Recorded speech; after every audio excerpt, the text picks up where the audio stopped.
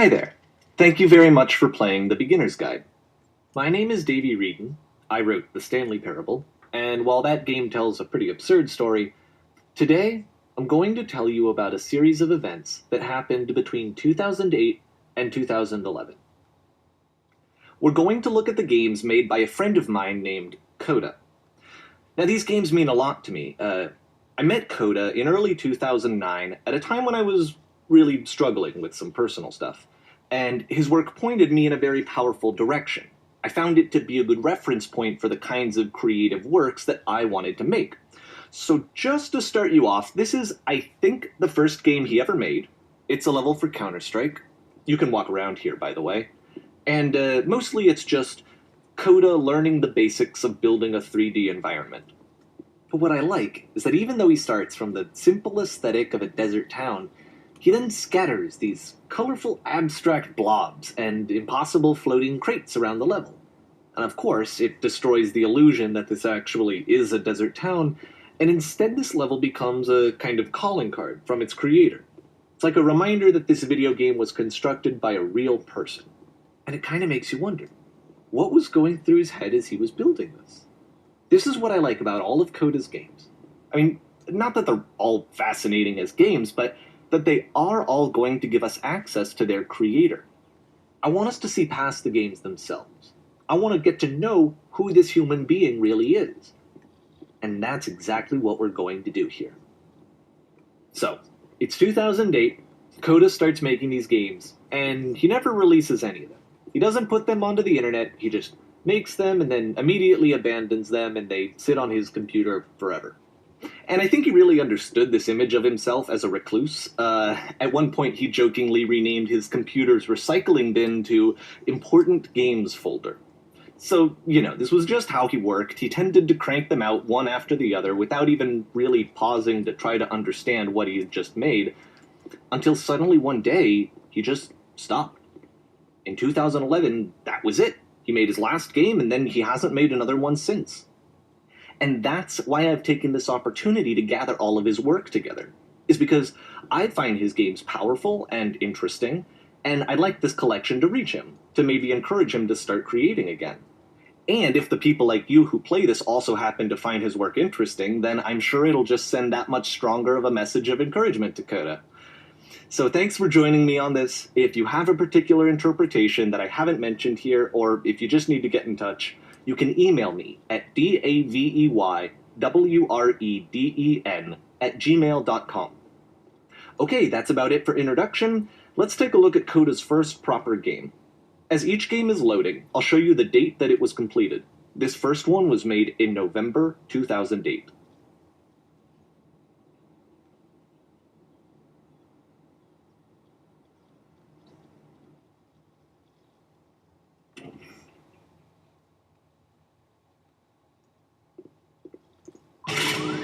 Warning.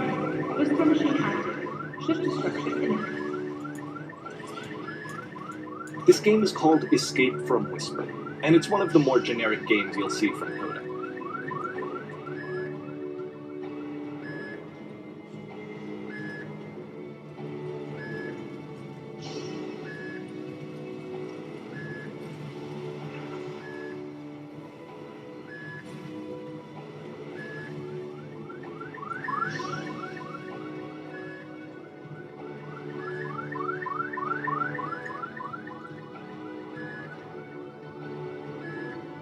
Security call breached. Hostile alien life form inbound. It kinda looks like this game was abandoned mid-development. For instance, you have this gun, which you'd think would indicate that there are supposed to be monsters or enemies somewhere, but then clearly there are no enemies anywhere. You can't even reload the gun when you run out of bullets. But ultimately we don't really know. Maybe Coda thought that actually it was complete the way that it is. And I think that we should talk about his games for what they are, rather than for what they're not. Enemy force neutralized. Begin shield evacuation. I love how you can see the bottom of the universe from this room.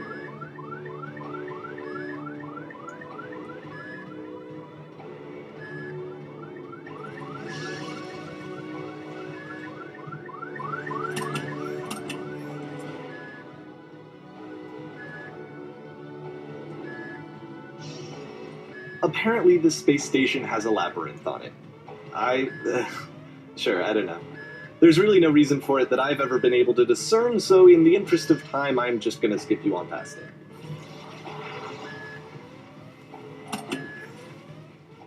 Okay, this is the part that's interesting. The game has this narrative about the whisper machine and how it has to be turned off, and then you get to the engine room. Hey, you there, in the engine room. You could save us all. That beam is powering the whisper machine. We could disrupt it by introducing a great enough heat signature. If your body could stop the beam. It's so much to ask, but for all of our lives, would you do it? Could you give yourself?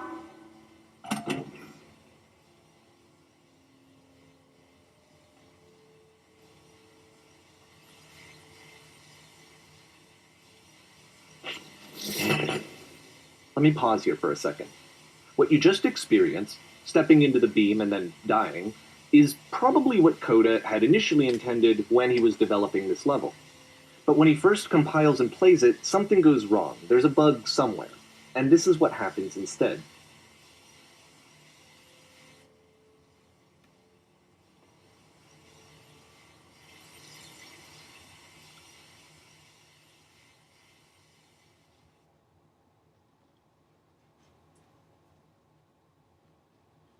The beam causes you to start floating.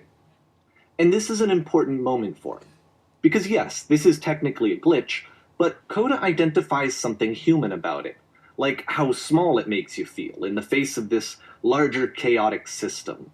Or this floating could be the afterlife, a peaceful place, juxtaposed against all of the hysteria that you've just had to traverse. I don't even know. I have no idea what he was thinking, but what's clear is that after making this, something lodges itself in his brain. He wants to do more of these really weird and experimental designs. So he stops work on this and moves on to a stream of tiny little games that go in all sorts of directions. Let's go ahead and take a look at the first game he made after leaving this one behind.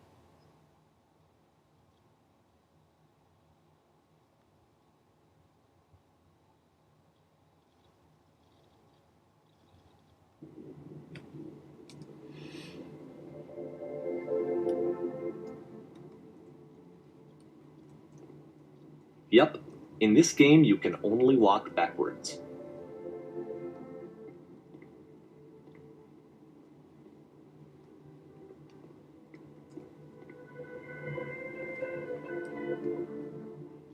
So it's a short and relatively minimalist experiment combining motion and narrative.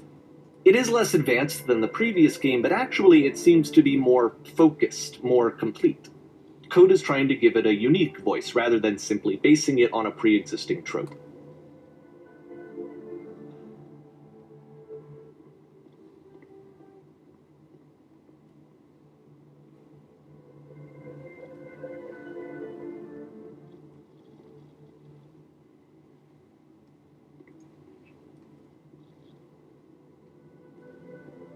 It's a short little thought, it says what it wants to say, and then it ends. Didn't need anything more than that. Which to me is why it works, because it gets out quick. Okay, next one.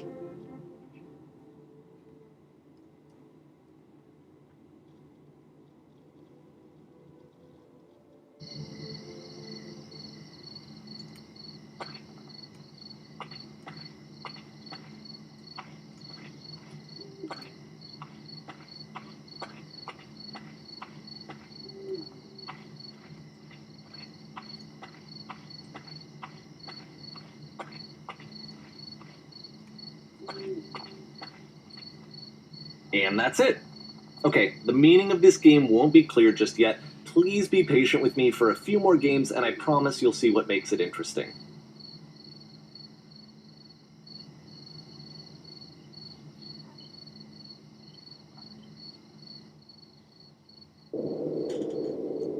Oftentimes, Coda would put bizarre titles like this one at the start of his games. I wish I'd known him at the time that he was making these early games. He would really only talk to me about his work as he was making it. Once he stopped work on a game, that was it. It was dead to him. And I don't agree with that at all, but what are you gonna do?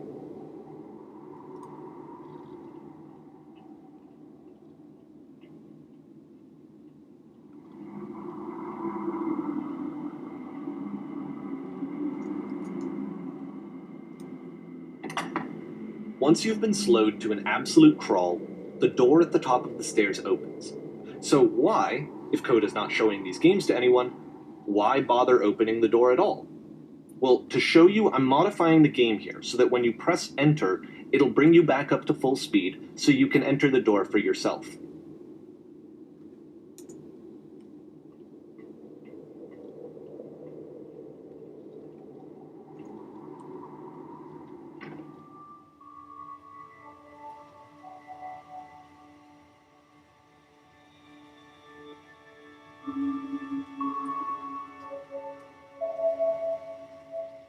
A room that's warm and nice and filled with little ideas for games.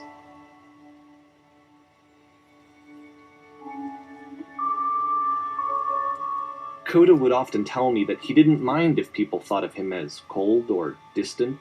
He said that he knew that he was actually a vibrant and compassionate person, but that it takes time to really see that.